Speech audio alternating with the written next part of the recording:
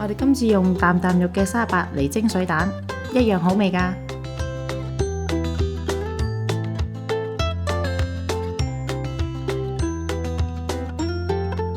喺一大碗水加少少鹽，放入沙白，吐沙30分鐘，洗乾淨瀝乾，煲滾1鍋水，水滾之後就落沙白。當沙白煮到開口就即刻夾皮，發打雞蛋，再加入雞湯攪勻，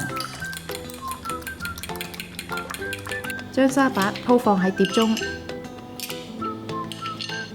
然後將蛋汁隔西倒喺沙白上。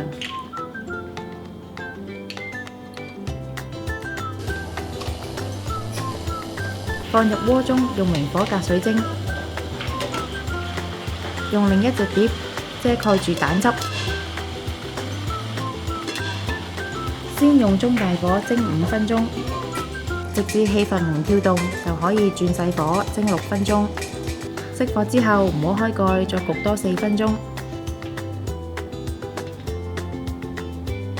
最後淋上煲仔飯豉油。撒上蔥粒，趁熱享用啦！鍾意我哋條影片嘅朋友可以 Like、Subscribe、Share， 同埋記得撳着個鐘仔，可以第一時間收到我哋嘅最新資訊同埋影片。